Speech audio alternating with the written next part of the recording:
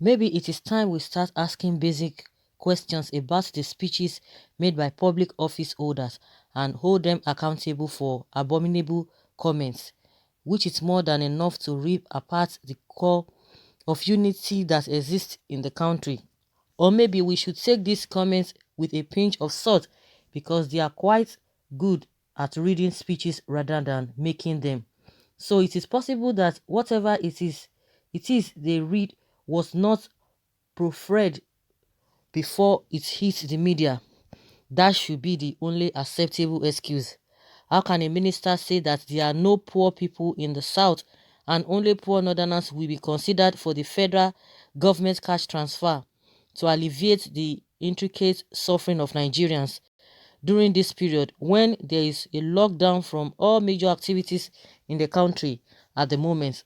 Apart from the statement being downright inconsiderate to the less privileged people living down south, there was a slight dig at the Igbos when the Honorable Minister of Humanitarian Affairs, Disaster Management and Social Development, Sadia Farouk, clearly stated that the Igbos shouldn't expect any money from the federal government this period. She explained that the Southeast tribe have people outside the country to help them and only the poor people in the north will benefit from this gesture. How does this statement help the country's plight amidst the fight against the coronavirus pandemic that has ravaged our shores and brought our beloved countries to her knees? Most of the citizens have abandoned their jobs and closed their businesses to follow the directive of the authorities to stay at home with no basic provisions whatsoever to take care of their families and meet their everyday needs. It is the responsibility of the government of the day to ensure that its citizens are well taken care of this period, or else they will be forced to leave their homes to the street, and this singular act could further propagate the spread of this deadly virus.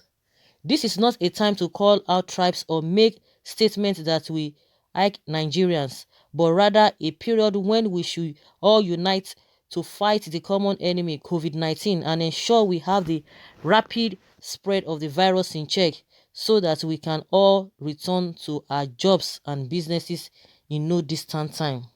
Hmm.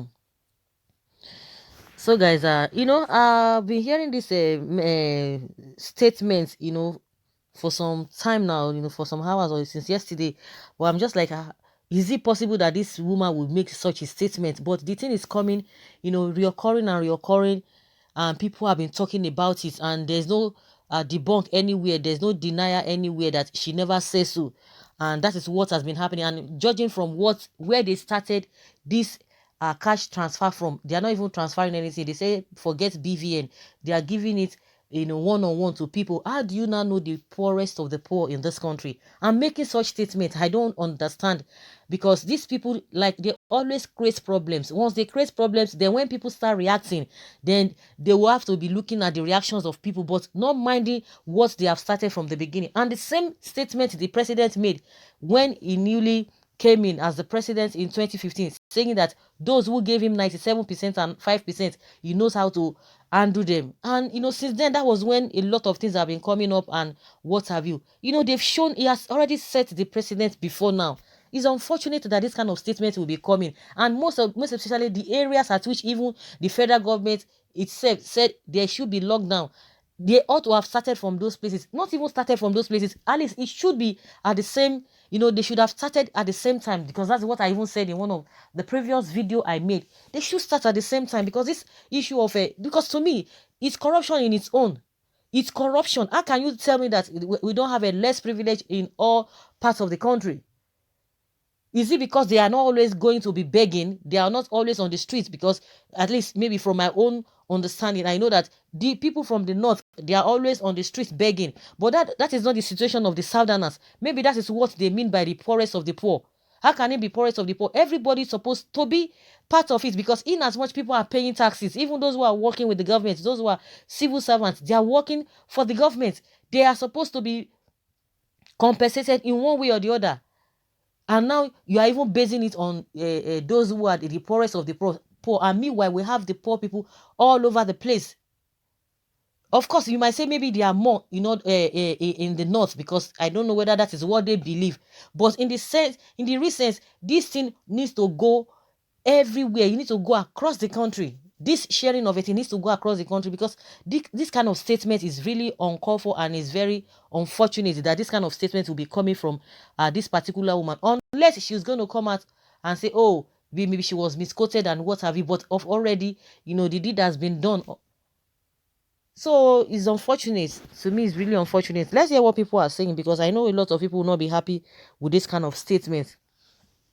Someone says, if there's credence to this claim, that then I pray God to continue to make the Igbos richer alongside the other southern states, and to the north, let the poverty and wretchedness strike them more, in a more increased tempo, that at all times they will continue to expect peanuts from the government for their survival. I think that's not even the issue, because everybody must be treated equally, even those who are rich in the south, because the burden will still be on them. Because if you still have people who are always crying to you and what have you, it's not going to be easy on you as well. You that you are always giving. But to crown it all, why is it that everything, when you talk about the school feeding, it is only from the north, and before you know it, they will be telling you, they will be they did this, they budgeted this so amount of money, that they did this program, and meanwhile it didn't go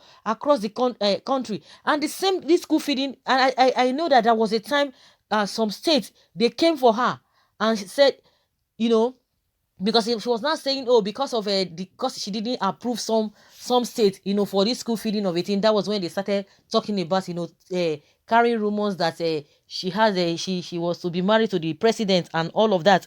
And up to today, I don't think those states have been benefiting from this school feeding.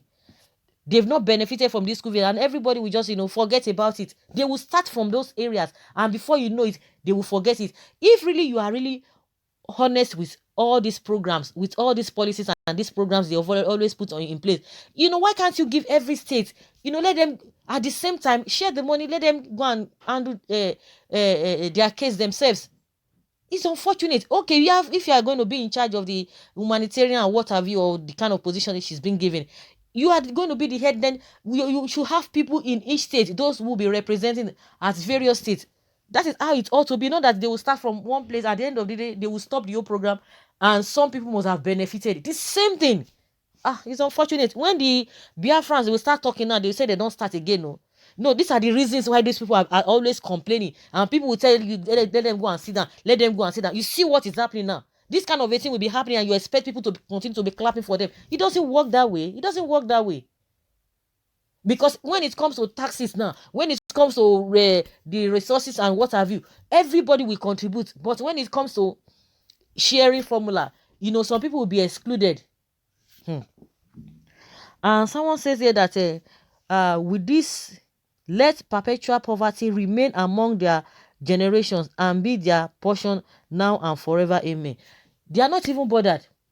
And they are not bothered whether poverty is like, it's a way of life. Is a way of life. To them, is a way of life. So they don't even bother whether there's anything like a poverty. They are not feeling it. Even this issue of they're killing all over the place in their region. They don't even care, because if they care, they would have come out to protest that no, this kind of a thing cannot continue. They don't care. They don't just care. That is just it. They do not care. Someone say she and her people in the north will remain poor and greedy. We Igbos, we refuse to be poor no matter what. What I know is that this government will end one day. Mr. Writer, don't be surprised that this is why reasonable Igbo person wants Biafra. Nigerian government don't see us as Nigerian, but they don't want Biafra to go. Can you imagine us saying that openly for everybody to hear? Thank God Igbos are not poor and will never go poor. And they are not going to be poor. Then Kano is correct by all his analysis about the northerners. You can see the segregation. That is it. That is it. That is the narrative they are selling to each other, to themselves. For her to have voiced this kind of a thing out is so pathetic and unfortunate. It's really, really unfortunate. Those who are always clamoring for one Nigeria, you can see all of these things. You can see them. I don't blame her since northern Nigeria is the worst capital poverty, and I pray may it remain endless forever. Please, the minister is quite right. Poverty is natural and an acceptable way of life. Exactly. In the north, they don't see it as anything. It is the southerners that do not like such thing, but they love it. That's why you can see that they will keep them inside trailer and be dumping them in various states. They will see the nuisance to all other states. So it's unfortunate. So guys, let us hear your opinion concerning the statement made by this minister, Sadia Farouk. Leave your comment below and let's have your